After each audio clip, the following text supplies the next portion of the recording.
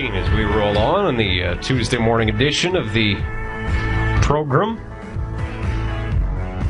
We do have coming up on the show Marley Davidoff, who is a volunteer with the Vancouver Animal Defense League. She's one of the ones that chained herself or bike locked herself to the inside rail at the Calgary Stampede. She'll be joining us after 10:30. We should ask. Remind me to ask when we're joined by Marley. What's the horse show that's debuting tomorrow night? Odysseo. Is that also? I mean, is it horses for entertainment in general that we're against, or is it? It's a great question. Because a horse can trip anytime, right? So, how do we know? Well, we'll ask. We'll find out from Marley. Do you find it interesting at all that it's a couple of Vancouver people? Does that play into the story at all? I don't know. I mean, do you want my sarcastic sort of response to that? Sure. No. I mean, look, it's it would be fair to say you would be more likely to find that sort of viewpoint there than here. Yeah. And it's just a different culture. Yeah, absolutely. It's the same. It's a different culture. I don't, can I just say, and this is pure ignorance on my part, I went to, the Bacon Fest over there on Friday, I was going to say, a Graham Niels event, and there was pork protesters outside, right? And you're just like, what's your purpose, though? We're all there because we want to partake of this nice afternoon with, and take in some bacon items and have a few bacon drinks with friends and so forth. I don't see it as ever convincing anyone to change their opinion. And I don't see this as changing anyone's opinion. 16,000 people there to have a traditional Chuckwagon evening, and that, by the way, is us. Not that this matters, but it's only a small portion of the entire evening. There's the Chuckwagon races, and then there's the grandstand show. I mean, there's just so much that goes on.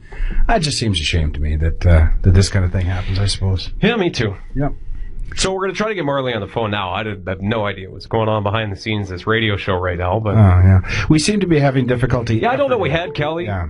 We had Kelly, and we didn't have him. Then we had him again. Now we don't. So we're just going to try to get Marley on the phone, and I'm guessing that's a cell phone situation. And get it so that we don't have to keep beating this thing like a dead horse. Hey, whoa, look like at you. A dead horse. That was not good. We're going to get the email. No, we're not. It's a metaphor. I know, but I shouldn't have blurted it out. I should have left it where it was. I had you looking over the edge, and I pushed you off the cliff. Beating it like a, that's funny. I'm about done talking. Yeah, me too.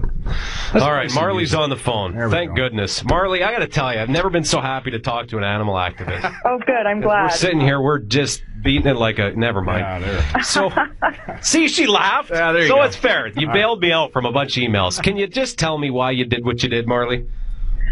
Why? I mean, I think the message is pretty clear. Enough is enough. No more dead horses. Horses have died during the Chuckwagon races for the last 9 years in a row. When you said that the numbers are going down, they're not going down at all. They have not gone down.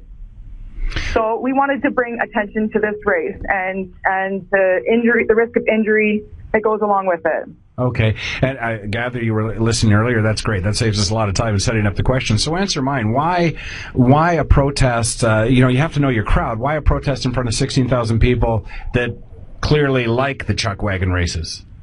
Well, we weren't under any illusions that anybody in the audience would support us. We wanted to get this message out to the rest of Canada and to the international community, people that are coming from all over the world to the Stampede, to let them know that not everybody accepts this. Not everybody is okay with horses being killed every single year. So we weren't expecting to get any support from the audience. That was obviously not surprising. Why did we do what we do? Well, you'll have to forgive us if we thought that a petition or standing outside for the 30th year in a row just simply wasn't going to cut it this year. We wanted to do something bigger than that. I understand that. It does to me. It makes your point appear weak when you have to put on a show to get it across. Like if we were to reasonably sit and have a conversation like this, or have a conversation about whatever, if your point is strong enough, you could just communicate it and then influence that way.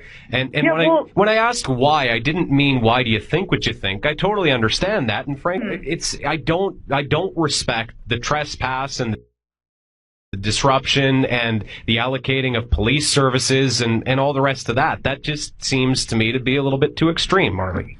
Well, I think that, to be honest, you wouldn't be interviewing me right now if I had been standing outside with a sign. You wouldn't even have heard about this. If you think it's extreme to bike lock your neck to a pole at a racetrack, you're more concerned about that than 60 horses being killed in the last 28 years. We're talking broken bones, shattered limbs, hemorrhaged blood vessels, horses bleeding to death from the inside out while people are laughing and cheering. That, to me, is extreme. That's extreme animal cruelty, and I think that people should be more alarmed about what these horses are experiencing than an act of non-violent civil disobedience. Marley, I'm going to do you a big favor right now, because I don't want you to leave us today without telling people who are listening, and there's a lot of people listening to this show, what's your background? What's your, from where are you coming that you know this much about horses? Because people will suspect that you're just some bleeding liberal heart, that just cares about the cute animals. Tell us what your background is with horses. I've been around horses my whole life. As a young child, I was in pony clubs. I took lessons for over 21 years.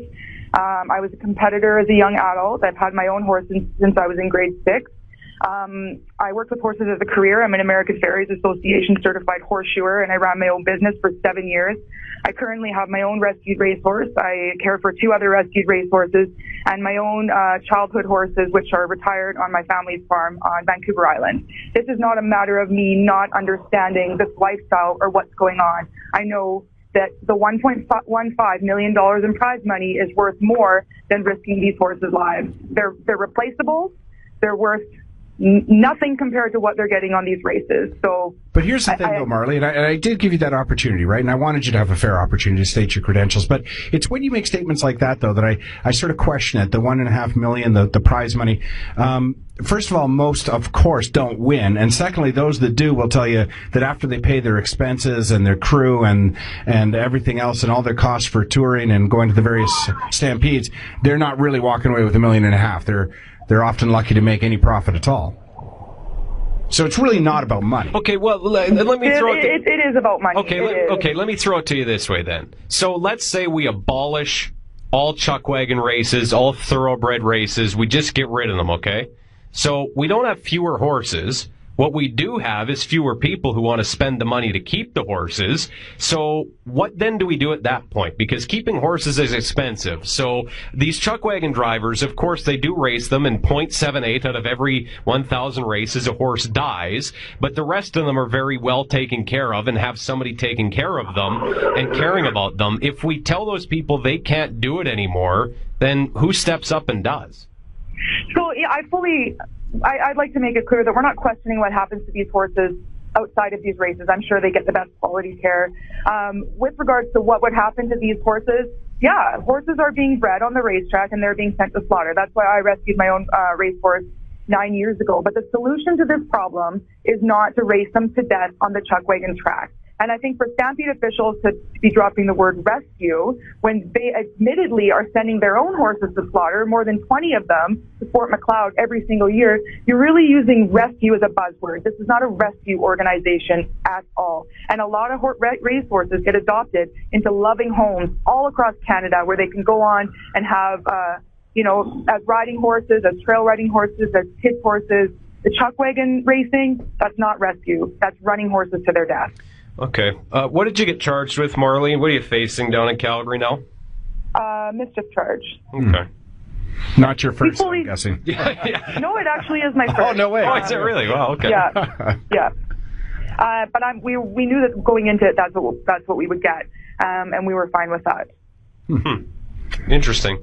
All right. Well, we appreciate the time, and certainly, I mean, when you say that you probably wouldn't have been on the radio show without it, you're probably right. So yeah, I guess from that perspective, mission accomplished.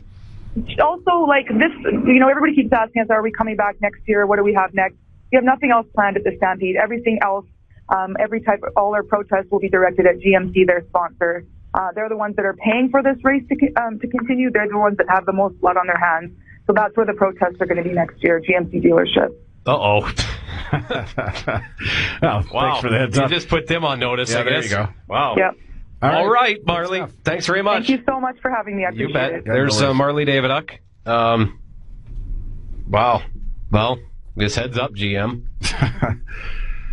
She makes a valid point. I mean, what? Well, I asked the question, why not just stand outside? Why disrupt the race? And she said, she kind of almost threw away the statement, well, we've been doing that for 30 years with nothing to change. I get that she believes in what she's doing, and she's getting the attention the way she sees fit to get the attention, and she's absolutely right. Had she been standing outside the grounds with a sign, we wouldn't have talked to her this morning. So she's right on all those accounts. As to whether or not her views on the horses. I just don't see. I guess the argument would be at some point they stop breeding them so much. I just don't know.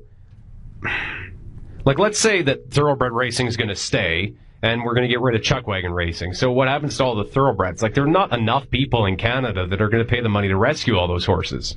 Well, the chuckwagon guys all have 6 or 7 of them, sure. And as she says, they take very good care of them, with the exception of the races. I just don't see a lot of people that are going to pick up all that slack. I know, and I didn't want to appear as though I was attempting to set landmines for her by asking a question like, well, what about all the dogs out there that aren't kept as pets? All those working dogs, all those working animals out there. I mean, they're treated like employees, and I'm sure that their organization would have a problem with that as well. I tried to stay focused on the horses, and I mean, a lot of people are starting to change their mind on whether or not rodeos are an acceptable form of entertainment. I mean, she's the minority still, she's not alone. Again, what I said going in, she's not crazy for what she believes. Exactly. I thought what she did was a little crazy and disrespectful, but for what she believes, it's not. I mean, you're entitled to it. Yeah. Right? 10:30. We'll take a break. We'll move on. We promise when we come back.